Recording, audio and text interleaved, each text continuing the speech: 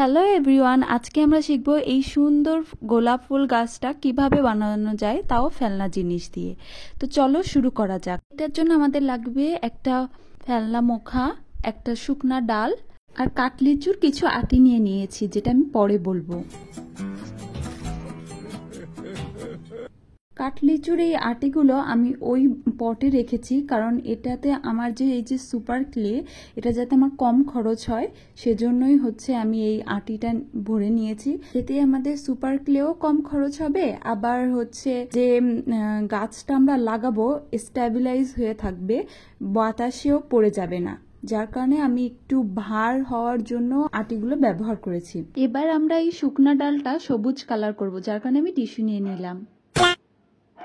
তো ভালোভাবে কালার করে টিস্যুর উপর রাখবো, নাহলে আমার টেবিলটা নোংরা হয়ে যাবে। এবার আমরা ইয়েলো কালারের ক্লে নিয়ে গোলাপ বানিয়ে দেখাবো। আমি খুব ভালোভাবে এই প্রসেসটা দেখিয়ে দিচ্ছি। অনেকে বোঝে না যে কিভাবে গোলাপ বানাবে, তাদের জন্যই এই প্রসেসটা আমি দেখিয়ে দিলাম।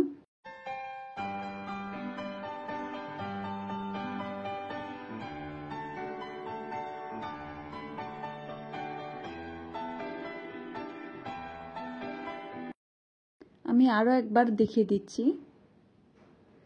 এবার আমরা সবুজ কালারের ক্লে দিয়ে পাতা বানিয়ে নিব। পাতাটাও কিভাবে আমি বানাচ্ছি সেটাও আমি ভালোভাবে দেখিয়ে দিচ্ছি।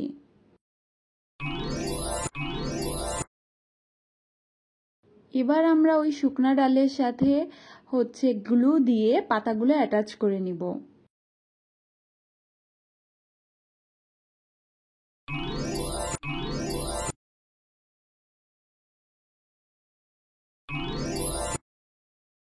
পাতাগুলো লাগানোর পর আমি গ্লু দিয়ে এই ফুলগুলো আবার লাগিয়ে নিব।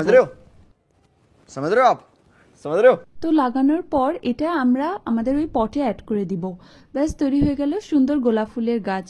তো এরকম নতুন নতুন ক্রিয়েটিভ আইডিয়া পেতে অবশ্যই আমার চ্যানেলটি সাবস্ক্রাইব করবেন, আর ভিডিওটি ভালো লাগলে লাইক এবং কমেন্ট করে জানাবেন। আল্লাহ হাফেজ।